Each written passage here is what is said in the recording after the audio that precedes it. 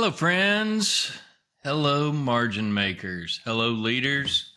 Welcome to the Winning Culture Blueprint. I'm Brandon Denmon, and we're here today to talk about the next installment of the Winning Culture Blueprint. And lots of things going on right now. Just got back from a mountain biking trip to Northwest Arkansas, Bentonville, or Walmartville, depending on how you look at it. And lots of good riding, good food, good company, lots of laughs. We spent the week building margin with hard exercise, trying to get a lot of extra sleep to recover, even comparing sleep scores, which I'm having a little issue with my Garmin. I think I got to do some research and figure out why my watch is not always measuring my heart rate. So perhaps I'll get that done tonight. A little bit of competition. Played some pool and cornhole or bags, whatever you call it. But just plenty of beautiful scenery there between the outdoors, the mountains, and the wildflowers were really, really in bloom right now. I can't remember all the ones we saw. Lots of wild birds, a few snakes. No bears this time. So hopefully you get a chance to go and visit that. I highly recommend if you go to go to the downtown area and visit the Walmart Museum, which is actually at the site of the very first Walmart. They had some stuff preserved there, which is super cool, like Sam Walton's office from I guess it was the 60s or 70s. And that Walmart Museum, one of the things they talked about there, or they had on display, was sort of a picture and a representation of their core values and how it all got started.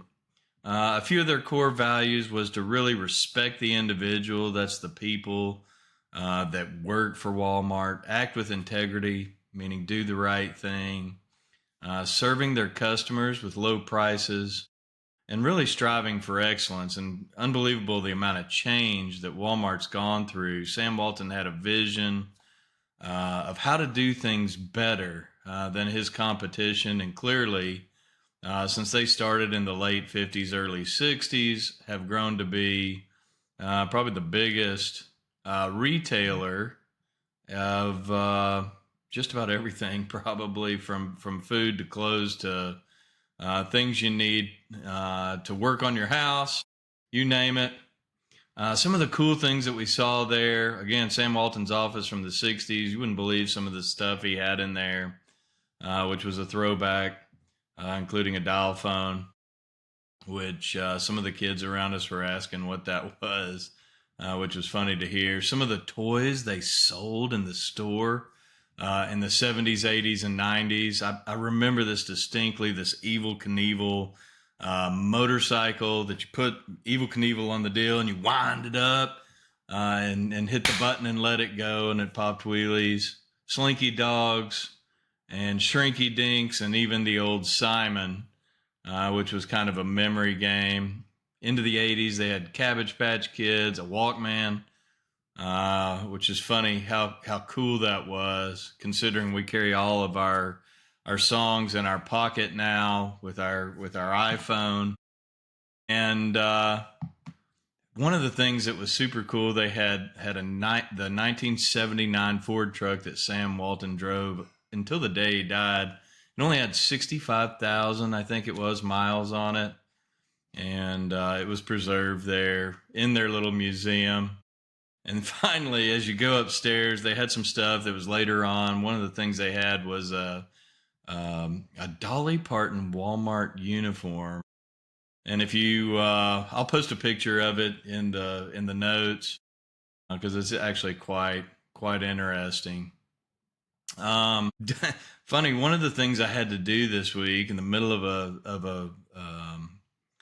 the trip was to go and present the 5 dysfunctions of a team to a small group in Dallas. So I had to fly home from vacation, do the presentation, and then fly back. And that takes me into what we're going to talk about today. In the last 3 episodes, we talked about the first three dysfunctions of five that you find in a team that when you overcome those, the acceleration and the cohesiveness of that team becomes so much better. The first one was absence of trust. Trust is that foundational piece, if you remember the pyramid.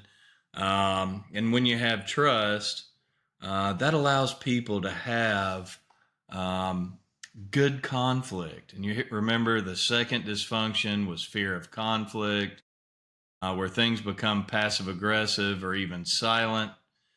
So once you have that trust and you're able to have those hard conversations to get through and solve problems together, then you can get committed to what the mission of the organization is. What's the mission of the group, of Team One, if you will. Today, we'll talk about accountability. That's the fourth dysfunction is the fear of accountability. And honestly, so many leaders do an excellent job of holding their team or their direct reports accountable for what they've asked them to do. What's interesting, though, is that when you get into that senior team, a lot of times people don't do as good a job of holding their peers accountable. And one of the reasons that they say why is that, number one, that's the CEO's job. And I'm here to say that I'd like to talk about that and say that I believe it is the senior leadership's team to hold each other accountable for what you said you were going to do. Because if each other don't do it, the CEO can't spend all their time holding that team accountable if they're going to be more visionary and deal with the board. So your CFO, your COO, your head of sales, your HR, head of HR, I think VP of HR, they need to get comfortable in the uncomfortability of holding somebody at the same level accountable to what they said they were going to do. So, how do we hold others at the high level accountable? The first thing, I'm going to give you a couple of different examples of ways to help you do that, which I think are super helpful. And, if you're not doing a good job of that now, try to take on one of these things and see if that doesn't help you and your leadership team hold each other accountable to the results or the actions that you've agreed to in your meetings. The first one is to create accountability systems. Share your actions weekly and talk to the progress each week. So generally speaking, most senior teams have a weekly meeting. Perhaps they're talking about the important things that are going on in their department, but I'm talking more about what are the key things that have to be done in order to move the mission, the vision forward so that they're hitting their overall goal for the year or making strides towards that long-term goal.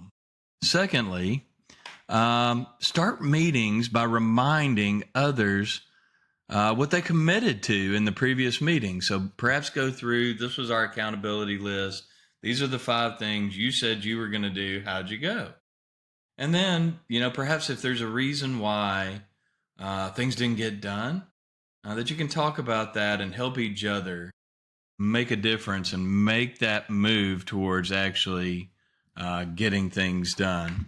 And then finally, here's another one. Give the team permission to call out unproductive behaviors. Sometimes in a meeting, the unproductive behaviors are interruptions of one another. Sometimes we go down a rabbit hole, maybe chasing things that aren't that important. So it's important to capture what you said you were going to do and then follow up with one another about, hey, how'd we go? And calling each other out when things aren't necessarily on track. So again, guys, the first 4 dysfunctions: absence of trust, fear of conflict, lack of commitment, and finally, fear of accountability or lack of accountability.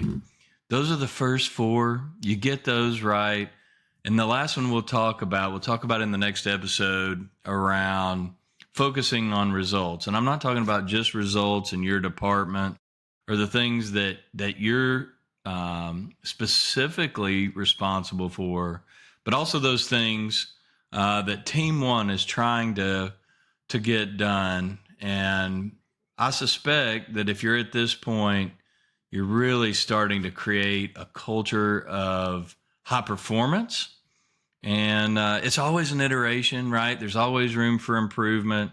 Continuous improvement is a mindset that teams that really win over a period of time do a better job at than those that do more ebbing and flowing. Pardon me. So take that with you. Do well. Go lead your team big. And we look forward to seeing you next time on the Winning Culture Blueprint. Hope this serves you well. Take care.